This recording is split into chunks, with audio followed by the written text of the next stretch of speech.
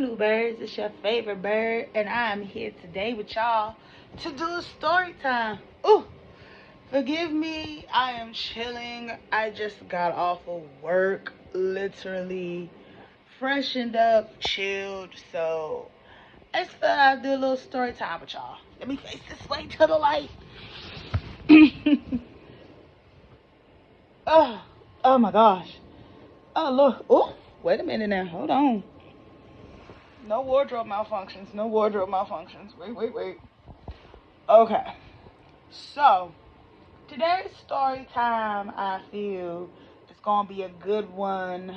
Um, it's going to be, I don't know how to word this. I'm going to just talk. I'm going to just say it. Okay, so, do y'all remember or have y'all ever seen that clip on Instagram? Be it Instagram, TikTok, Twitter.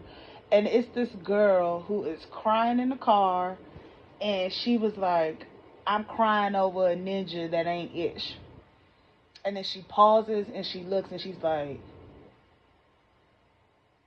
girl, get it together. And then she starts laughing. Like, she starts cracking up laughing and like, I forgot who the fuck I was. Yeah. So I had reposted it last night on my IG, and it just had me cracking up because it brought me back to an interesting tidbit that happened before I had broken up with my ex, right? So, story time is basically the best piece of advice that my dad has ever given me thus far in my life, thus far. So, let me give y'all a quick backstory before we get into the story time. So, me and my ex were together 6.5 years, 6 years, 6.5 years, somewhere in there, 6 or 6.5.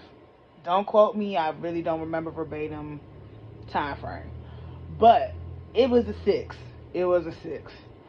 So it wasn't always bad, right? It wasn't always bad, but towards the end is where it was just like going straight to hell in a handbasket. Like, it was just chaos. It was this, that, and the third, between just stuff that I just don't want to talk about. But needless to say, I had enough, and I removed myself from said situation, right? I don't have no bad blood. I don't hate him. Still to this day, I do not hate him. But it's just we were not in alignment, and I was tired of being stagnant. So I GTF. But what had got me to the realization that I was really crying over nothing was so I would like to say, if I can remember this correctly, this was the day of. Okay, the day of. Now, I had broken up with him 24 hours before his birthday. Now, I know that sounds really jacked up. Even saying that part out loud sounds really, really jacked up. Now, that part I am sorry about. Before the birthday, that's fucked up. But however, I found out some shit the day before my birthday too. I ain't saying it's a tit for tat, but I'm just saying. It's a whole bunch of shit that took place towards the middle to end of the relationship. So I had valid reason to get the fuck, okay? I had a valid reason. I had a valid reason. But anywho, so I was coming home from work. I remember I was coming home from work. I was on the phone with my best friend, if I'm not mistaken. We were talking about something. If we were talking about something that we were supposed to be doing that weekend. So we were just trying to get plans together, just trying to make sure all the ducks was in a row. And he kept texting me, right? So I'm not saying I was ignoring it, but I was already in the middle of doing something. So I couldn't like answer the texts right then and there. So I was just letting the notifications go off. So I'm just, So finished getting off the phone with my best friend. So I finally go to look at the messages, and the messages was literally like out of pocket, out the way, accusing me of stuff that I have never done, accusing me of talking to people that don't exist, And when I say don't exist, I mean literally do not exist. Like on this planet Earth. Like do not exist. Do not exist. So I'm over here going back and forth, back and forth, back and forth, back and forth, back and forth for maybe a good 5 to 10 minutes. It's about a good 5 to 10 minutes just texting back and forth. And it something clicked in me. It was like, you know what? Why are you even going back and forth when you could just dead this? Just dead this. So I do not remember verbatim what my words were, but it was something along the line, something to the effect of, you know what? I've given this as much energy as I could. I cannot do this with you anymore. I am done. This is over. It's just over. This is done. This is done. Peace and blessings to you. Many, many well wishes. But yeah, I gotta go. I gotta go. So I'm a dismiss myself out this. I'm a dismiss myself. Something along that monologue effect, right?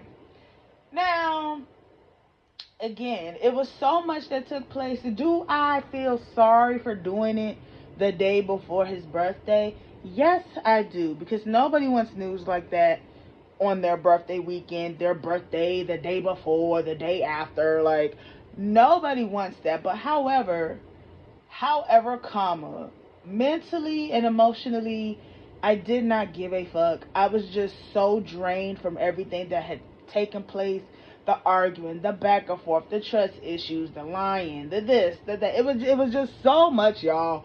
So I now do I feel remorse for breaking up with him? No, I don't. But do I feel remorseful for doing it in that specific time frame? Yes, I do, because I know I wouldn't want that done to me. Like, you could at least did it a week before or something. But I didn't have intentions of doing it a week before. I didn't even have intentions of doing it that day. The shit just happened, y'all. Like, it was. You know how, like, when your parents be like, when your parents tell you when you're truly sick and tired, you're gonna do something to change it, and you don't care.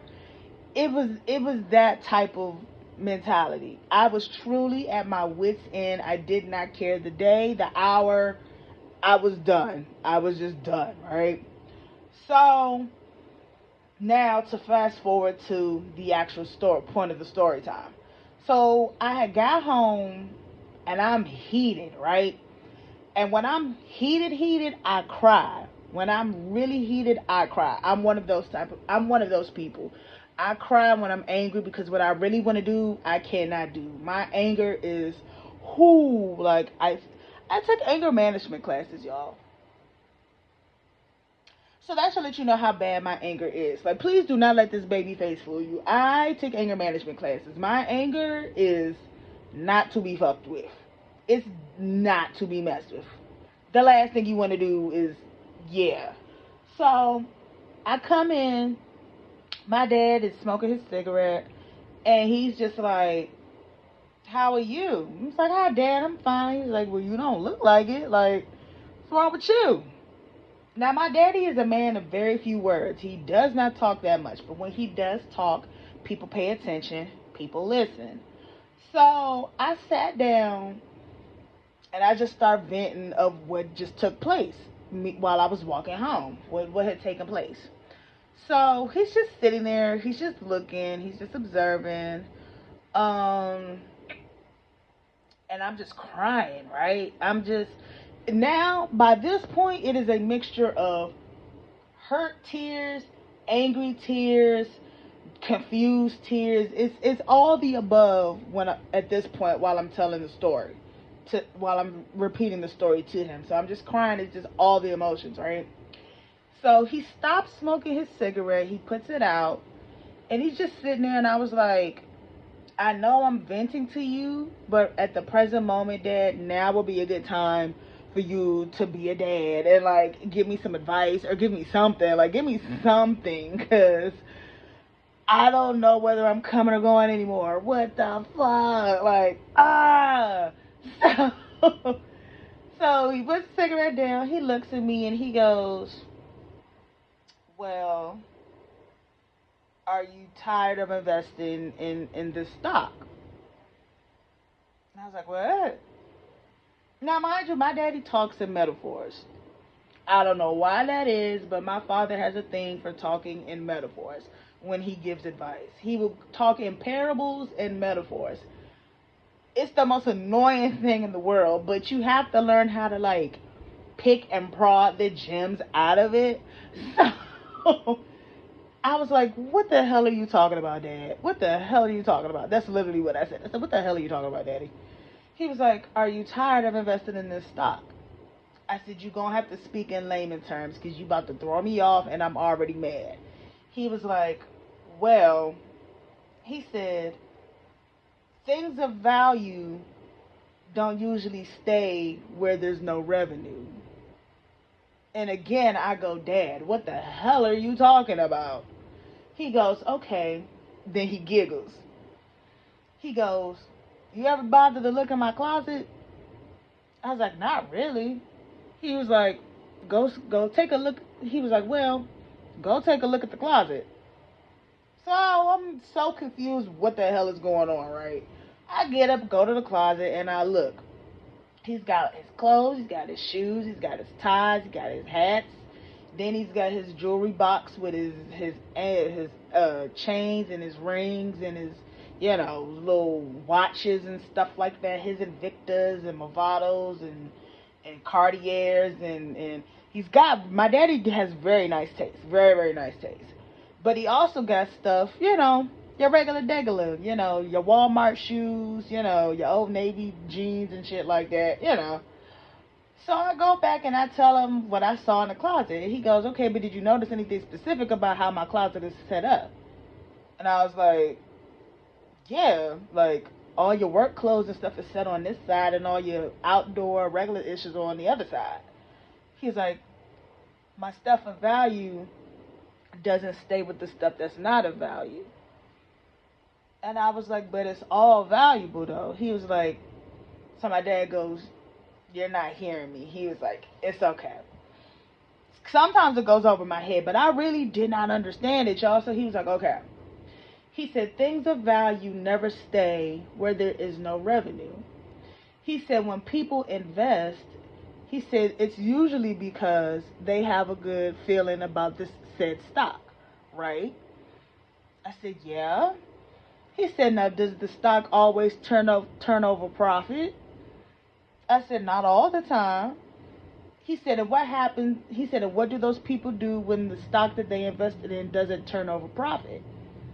I said, they usually leave it alone. They don't mess with it anymore. And they usually re-up their money again, and in due time, they go invest in another stock. I said, he said, do they get upset about it? I said, sometimes, yeah. But it's usually just a lesson learned, and they just try again in the future when they have it again to invest in. So he looks at me and he goes, things of value do not stay where there is no revenue. So I sat there, and like the girl in the video, when she was like, for like a few seconds before it clicked, I was literally sitting there because we were sitting on the couch, and I was like,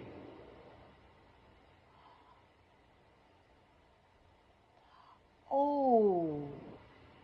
And he smiled. He looks at me and he smiles and he goes, so are you tired of not receiving any revenue off of this stock that you keep investing in? I said, I think I know what you mean. He was like, well, tell me, what do you think I mean, sweetie?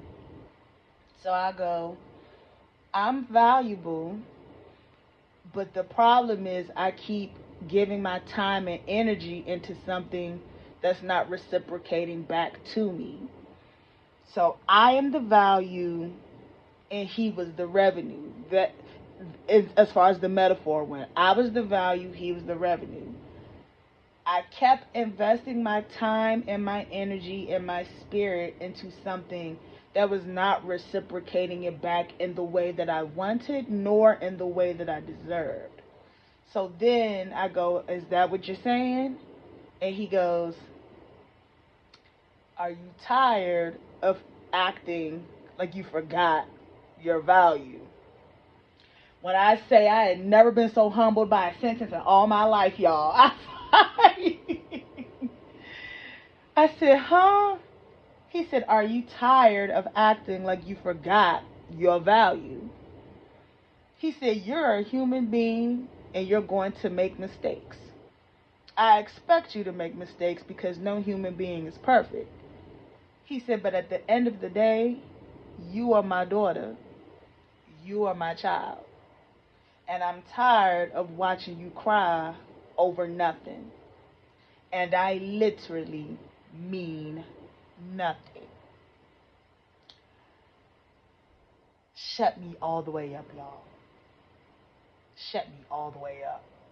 He says, so for the last time, I'ma ask you, are you tired of investing your value into something that's not making you no revenue? I said, yes, sir. He said, are you tired of acting like you forgot you were valuable? I said, yes, sir. He said, all right. So take your whatever savings you got left and go re-up again. And in due time, when you ready, go invest in another stock. And he lit his cigarette, gave me a hug and a kiss on the forehead, and he went outside. I say all of that to say, as far as the story time goes, I don't know who this is for, who this is going to reach, who is going through something right now in their current relationship. But this doesn't just apply to relationships. This applies to family members. This applies to friendships. This applies to working relationships. This applies to life in general. That metaphor applies to life in general. Stop investing your value into stuff that's not going to make you no revenue. And that doesn't necessarily mean money, like my dad was putting. It doesn't have to mean money. Reciprocity, do they put back into you what you put into them? Is there compromise? Is there an even exchange of energy? Is there an even exchange of prayers? Is it a pass and go here? Like, you're giving all your time and energy into this person or this job or this situation, and what are you getting out of it? What are you getting out of it? What you getting out of it at the end of the day? Because if all of you're getting is stress and this, that, and the third, then you ain't getting no revenue. You're just getting broke pockets, as my father would like to word that. Like, you just getting broke pockets. So to whoever this is for, it's just been in my spirit since I saw that video, and it just evoked something in me, and I just wanted to talk about it. I am long past it, right? Long past it. I've healed, I've moved on, all of that, right? But I just want to let it be known that you are valuable and you are worth it. Do not waste your time with people or jobs or family members or situations that do not mean of service to you. And that doesn't mean, again, in the money sense, or you have to be looking for like profit, but mean like, if you're putting your all into something, no matter what the case is, and all you're getting out of it at the end of the day is strife and emotional distress and mental distress and physical distress, if it's doing you more harm than it is good, then you need to leave that job. You need to leave that person. You need to leave that situation. You need to leave those family members alone. You need to leave those people that you call friends alone. Like, if you're getting more strife than you are good, then you're not making a profit. As my daddy would word that. You wouldn't be making profit. Take your soul, your stock, re-up, which means go take time to heal, go take time to do whatever you need to do, get a new house, get a new job. Again, whatever your situation is, take your stock, your soul, go re-up your money again, go heal, whatever you need to do, and in due time, with God, go invest in another stock. So I'm going to end this story time by saying you cannot be good to anybody else if you are not good to yourself. You are valuable and you are worth it. And you need to stop acting like you forgot your value. Peace and blessings, and nobody can do you like you can do you. Bye, bluebirds. Mwah.